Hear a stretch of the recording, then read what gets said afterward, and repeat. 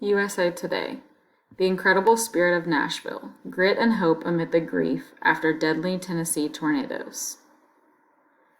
In the wake of tornadoes that killed 25 people, residents of Middle Tennessee turned to grieving, picking up the pieces of shattered lives and helping each other. A storm that struck out of the darkness early Tuesday produced 2 tornadoes that left a path of destruction across 4 counties, including Putnam, which was hit the hardest. In Nashville, schools were closed until Monday. Nashvillians have experienced a traumatic event, and we know it will take time to heal, said Adrian Battle, Metro Nashville Public Schools interim director. Utility crews worked to repair more than 600 downed poles and restore power to almost 20,000 Nashville residents. Many survivors wondered how to rebuild after homes, businesses, and schools were damaged or destroyed. Communities turned out to help those injured or left homeless or simply to share their grief. Tonight is an opportunity to come together as a city, Mount Zion Bishop Joseph Walker said at a Nashville prayer service. There's been a devastating level of loss, but we've also seen the incredible spirit of Nashville, the resilience, the volunteers. People are doing great things. Among those responding, longtime Nashville resident Taylor Swift, who donated $1 million to the Middle Tennessee Emergency Response Fund, according to her spokesperson, Trey Payne. Nashville is my home, the pop singer wrote on Instagram Thursday, and the fact that so many people have lost their homes and so much more in Middle Tennessee is devastating to me. Tornado map. A look at how tornado storms devastated Nashville. Minute by minute, how a deadly tornado cut its path of ruin across Tennessee. In Putnam County, especially in Cookeville, rescue and relief efforts continued. 18 people in the county, including 5 children, were confirmed dead as of late Wednesday. Among the injured, 88 people were taken to Cookeville Regional Medical Center. The Tennessee Bureau of Investigation said Thursday that all missing persons had been accounted for.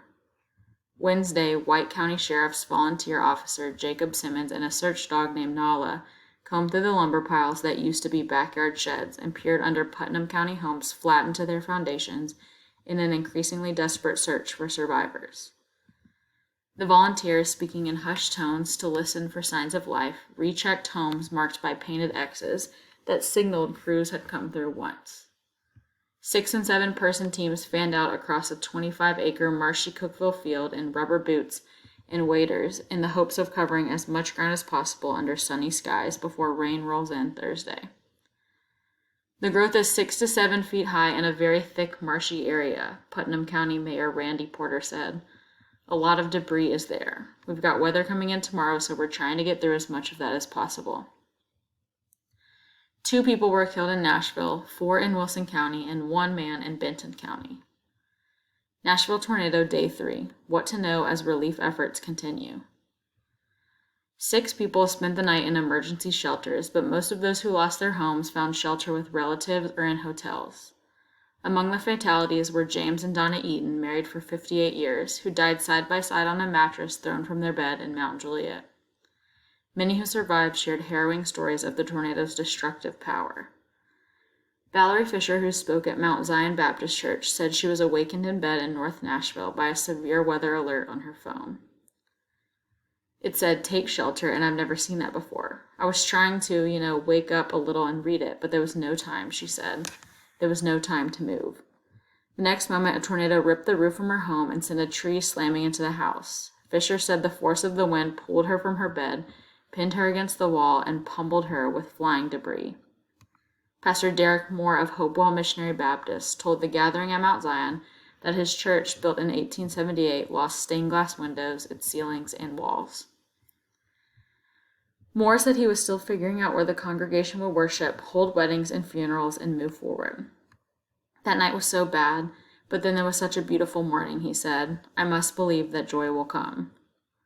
Wednesday, hundreds of volunteers took off work, in some cases after employers closed for the day, and headed for hard-hit neighborhoods to help homeowners and renters sift through debris to find belongings and mementos. Many hauled piles of bricks, roofing, and siding to the street.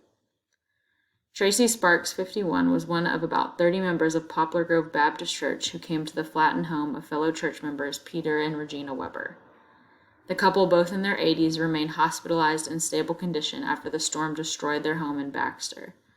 At least 24 homes in the neighborhood were partially or completely destroyed.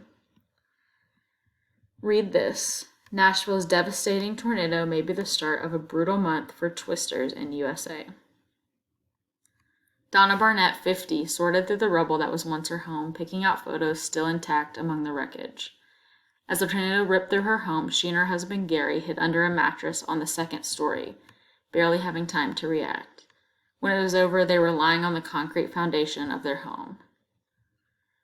She said she has barely thought about how lucky they are to be alive. Next door, her neighbors, the Kimberlin family, were killed. That sweet young family, she said as tears streamed across her face. The Kimberlins moved into the subdivision 5 years ago, a month after Barnett and her husband arrived. She said she doesn't know if she can rebuild. It just wouldn't be the same, she said. There are too many memories. It won't be the same without them.